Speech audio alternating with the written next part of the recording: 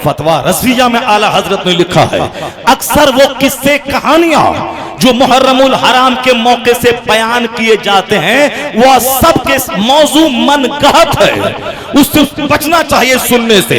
अक्सर वाक़यात, आला हजरत ने क्या लिखा, अक्सर वाक़यात जो करबला के हैं वह मनगढ़ंत और मौजू लोग बयान करते हैं, उसको बयान करने और सुनने से बचना चाहिए। ये बताएं कि मुहर्रम के मौके पर होता क्या है, फातिहा कहाँ होती है, इमाम हुसैन की अजमत पे खिताब कहाँ होता है। यहाँ 90% बातें जो हो रही हैं, क्या हो रही है, फर्जी करबला, फर्जी इमाम बाड़ा, अलम, शद्दे, निशान, ताजिया, दुलदुल, नाचना गाना, डीजे, ढोल बाजा और तो बेपर्दा घूमना, ये सब क्या हो रहा है, ये सब सारी खुराफात जो 90% जिसमें सिर्फ 10% अच्छी बातें हो रही हैं, 90% ये खुराफात हो रहे हैं। हज़रत इमाम हसन रज़ी अल्लाह तआला अन्हु खलीफा बने, अमीर मुआविया रज़ी अल्लाह तआला अन्हु वहां से आए। अब वहां पे इमाम हसन अगर चाहते तो 40,000 अरब आपके साथ थे, अमीर मुआविया से लड़ जाते, कहते कि नहीं मैं बादशाह रहूंगा, मेरा नाना सारी कायनात का बादशाह, मेरा बाप रहा खलीफा, बाप के बाद मैं बनूंगा बादशाह, खिलाफत मेरा हक है। 40,000 अरब को लड़ा देते, कई हजार लोग मर जाते, कट जाते, मगर कुर्सी बचाने के लिए इमाम हसन वो सब काम कर लिए होते। उनकी जगह अगर कोई दूसरा होता ये कदम उठा देता, मगर इमाम हसन की जो तरबियत मुस्तफ़ा ने की थी इसी दिन के लिए किया था। हुजूर ने कहा था, इन्ना इब्नी हाज़ा सय्यदुन लअल्लल्लाह अन युस्लिहा बिही बैन फ़िअतैन मिनल मुस्लिमीन। हुजूर ने कहा था, ये मेरा बेटा हसन यानी मेरी बेटी का बेटा हसन, मोहब्बत प्यार से लोग नाती को अपना बेटा कहते हैं। हुजूर कहते थे, ये मेरा बेटा हसन सरदार है, ये सरदार है, इसके जरिए अल्लाह दो गिरोह में सुलह पैदा कर देगा। इमाम हसन आगे बढ़े, समाज में दो गिरोह दोनों आपस में ऐंठने वाला, जिद पे अड़ा रहने वाला, कभी सुलह पैदा नहीं होगी। एक को पहल करना होगा, एक को आगे बढ़ना होगा। इमाम हसन ने वह सीना चौड़ा दिखलाया और अमीर मुआविया से कहा, मैं कटने नहीं दूंगा, मैं लोग लाखों को ज़बह होने नहीं दूंगा। अपने अंदाज से बताया, मैं मुसलमानों को कटने नहीं दूंगा। आप आए हैं, ठीक है, 3 शर्तों के साथ इमाम हसन ने खिलाफत अमीर मुआविया के हवाले कर दिया। गर्दन कटाना आसान है, कुर्सी की कुर्बानी ये मुश्किल है। दुनिया में लोग गर्दन कटा देते हैं, बस सत्ता नहीं छोड़ते हैं, कुर्सी नहीं छोड़ते हैं, मगर इमाम हसन वो नवासा है मुस्तफा का, जिसने गर्दन भी कटाई है और कुर्सी की कुर्बानी भी की है। यह सत्ता की कुर्बानी इतनी बड़ी कुर्बानी है कि जो अहले फिक्र है वो जानते हैं, इमाम हसन ने बहुत बड़ा बलिदान, बहुत बड़ी कुर्बानी दे दी। अमीर 40,000 अरब इनकी तरफ से लड़ने को तैयार है, मगर मुसलमानों में खून रेज जंग से बचाने के लिए एक जाहिद और दुर्वेश की तरह, मुस्तगनी और बेनियाज की तरह इमाम हसन ने शरीयत और सुन्नत पर अमल करते हुए खिलाफत अमीर मुआविया को दे दी, मदीना चले गए। अब एक बात काबिल गौर है, यहाँ मतलब क्या है, जब कभी इस तरह की नौबत आ जाए कि दुनिया को इख्तियार करें या आखिरत को, ऐसे वक्त में इमाम हुसैन और अहले बैत अतहार ने अपने अमल से बता दिया कि दुनिया को त्याग देना है, आखिरत को बचा लेना है। जहां ईमान और कुफ्र की जंग हो, हजार दुनिया का नुकसान हो, सारा नुकसान बंदा उठा ले, मगर अपने ईमान का सौदा नहीं करे। मेरी बच्ची घुट्टी में गिरा बांध के रख ले, ये दुनिया का ऐश, दुनिया का आराम, दुनिया का हुस्न, दुनिया की दौलत सब प्रोफेशनल और आर्जी और वक्ती है, आज है कल खत्म। बस सिर्फ जज्बात पे कंट्रोल।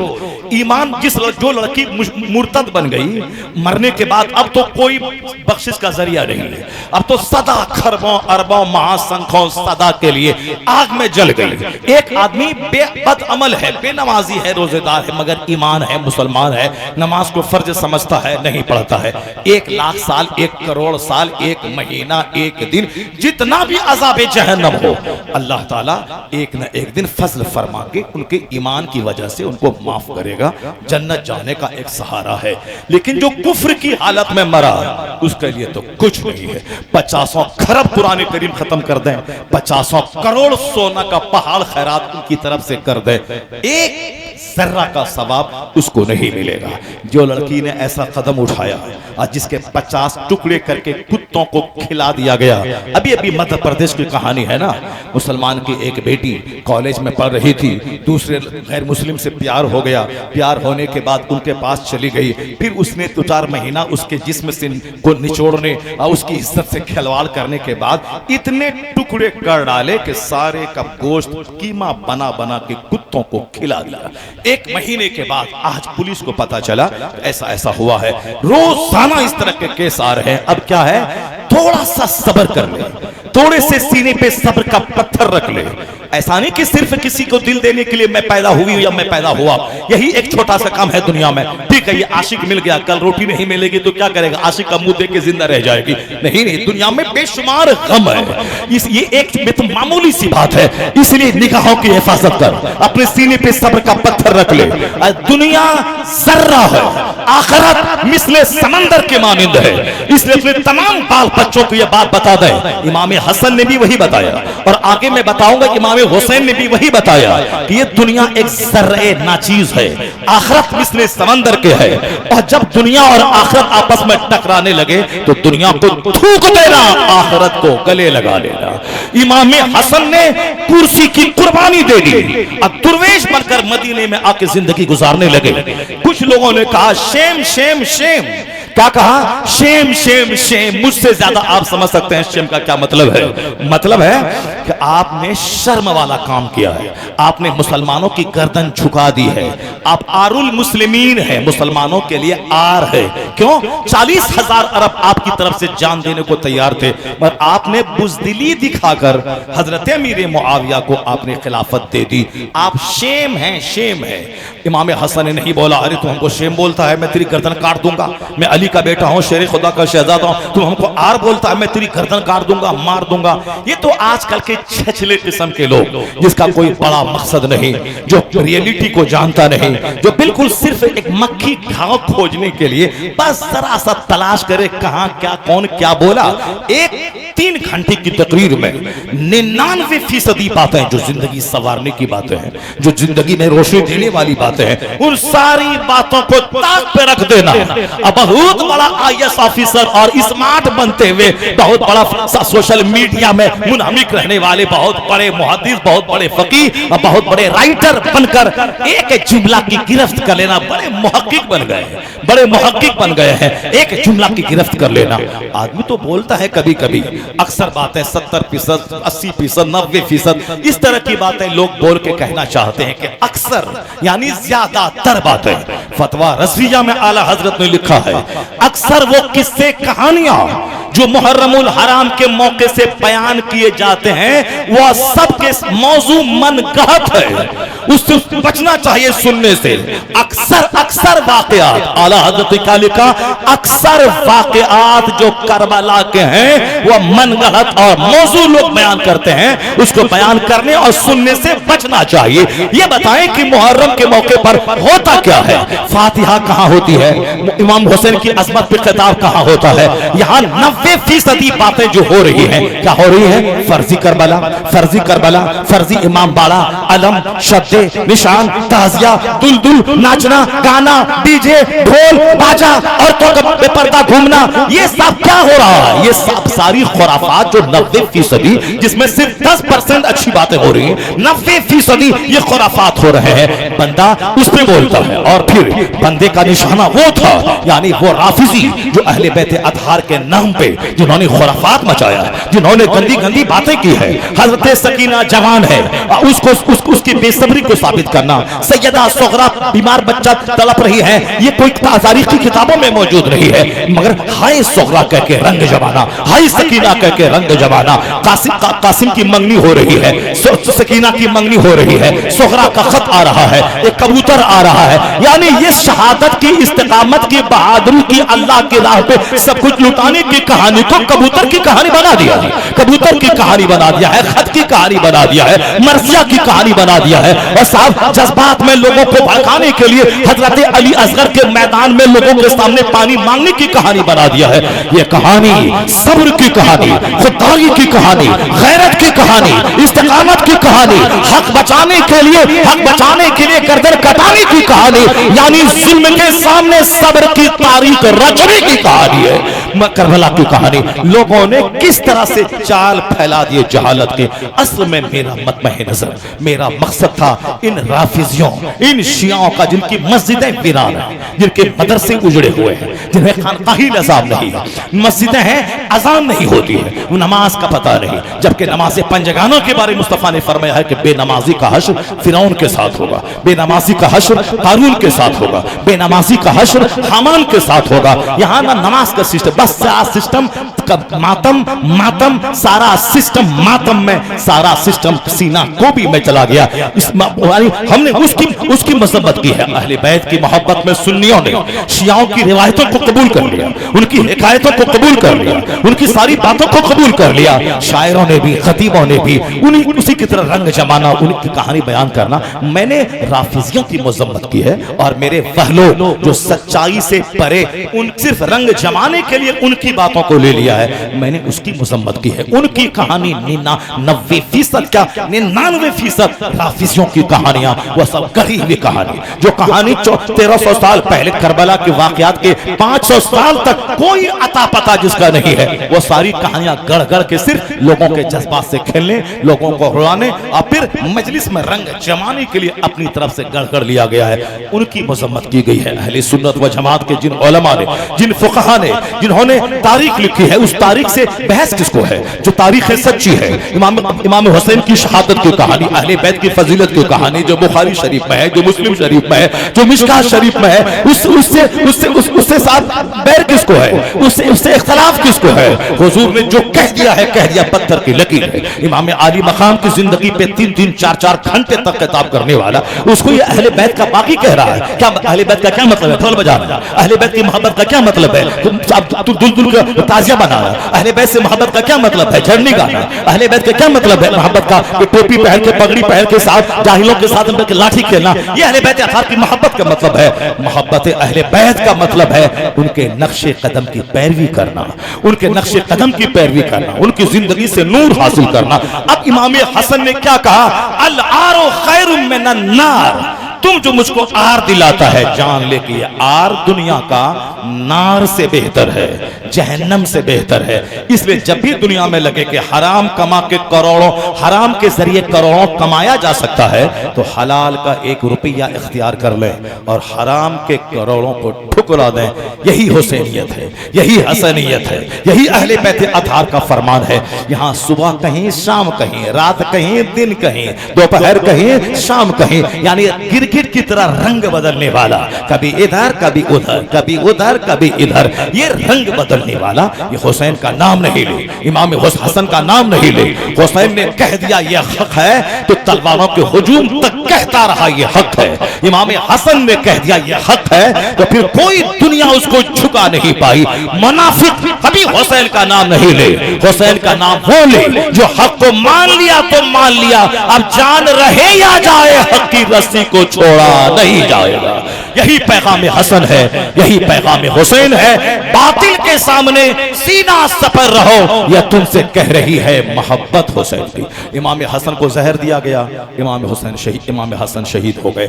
हजरत इमाम हुसैन रज़ी अल्लाह तआला अन्हु जब अमीर मुआविया के विसाल के बाद जब उनसे कहा गया कि यजीद की बैअत करें, यजीद आजाद ख्याल है, यजीद बादशाहत की लगाम थामने के बाद फराइज़ वाजिबात का छोड़ने वाला, और उस गद्दी पे जिस गद्दी को सिद्दीक़ अकबर ने, उस्मान गनी ने, मौला अली ने, उमर फारूक आज़म ने, इमाम हसन ने जिसको सींचा है, संवारा है, बचा के रखा है, उस गद्दी को के तकद्दुस को पामाल करना चाहा यजीद ने। यजीद एक फिरौनी मजाज रखता था, वह चाहता था कोई मुझको टोकने वाला नहीं रहे, कोई मुझको समझाने वाला नहीं रहे, मैं जो कुछ भी करूं मुझको कोई टोका टोकी नहीं करे। यजीद बादशाह बन गया अपने बाप अमीर मुआविया के विसाल के बाद।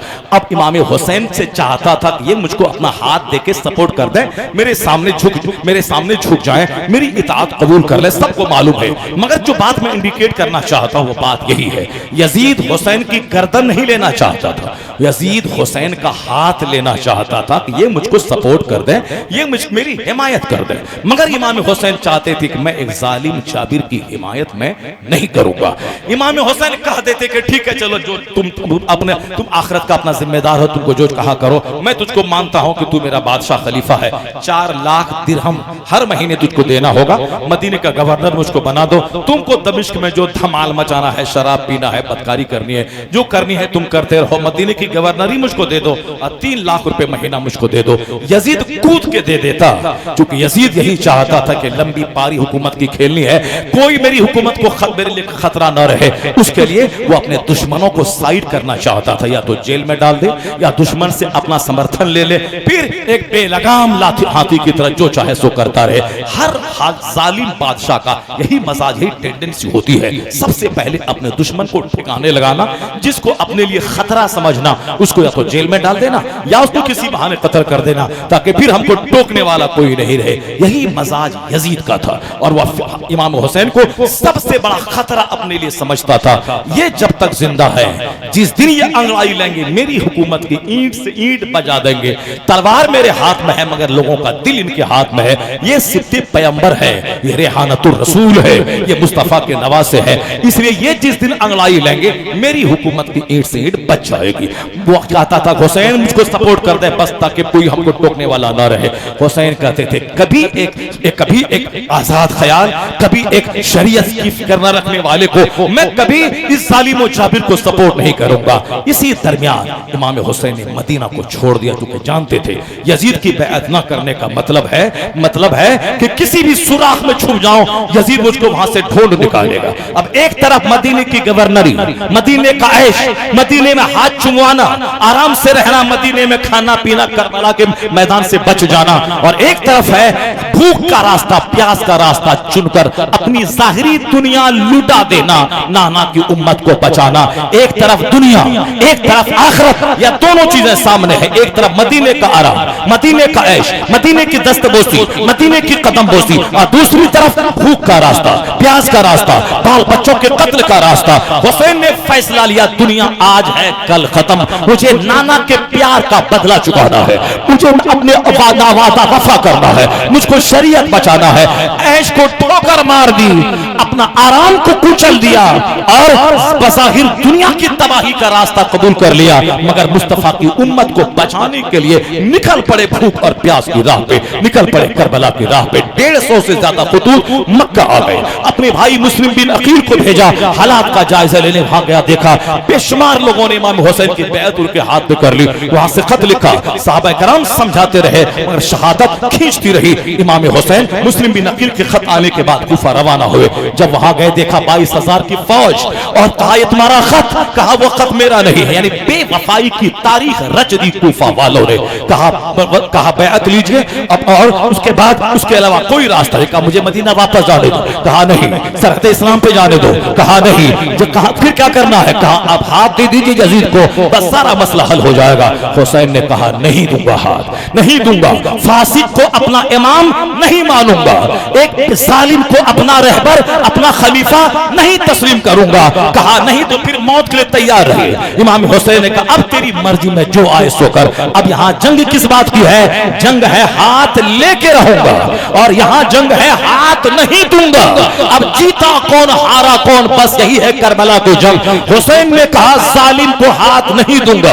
जालिम ने कहा सारा बहादुर, सारा पहलवान, सारी तलवार चलाने वाले योद्धाओं को जमा कर दिया। 22,000 उबैदुल्लाह इब्ने ज़ियाद, अमर इब्ने साद, खुली बिन यजीद, शिम्र मर्दूद, ये सारे के सारे बहादुरों को जमा किया। क्यों? ताकि हुसैन तलवार को देख के झुक जाएगा, हुसैन तीर को देखकर झुक जाएगा, दरिया फरात पे पहरा, हुसैन अपने बाल बच्चों की प्यास को देख के झुक जाएगा, हुसैन अपनी मस्तूरात का गम जब देखेगा शहादत के बाद इसका क्या होगा, ये सारा गम हुसैन को झुका देगा। करबला में सारी तकलीफ जमा हो गई, वहां परदेश में रहना, भूखा रहना, प्यासा रहना, तलवारों के हुजूम में रहना, बादे शहादत मस्तूरात के साथ क्या सलूक होगा, उनका सदमा और अंदेशा होना। यानी जो जो मुसीबतें दुनिया में हो सकती हैं, सारी मुसीबतें करबला में जमा है। मगर हुसैन की अजीमत को सलाम, हुसैन की हिम्मत को सलाम, हुसैन के हौसलों को सलाम। यजीद चाहता था हुसैन की गर्दन पहले न कटे, अब अली अकबर कट गए, ताकि हुसैन झुक जाएगा,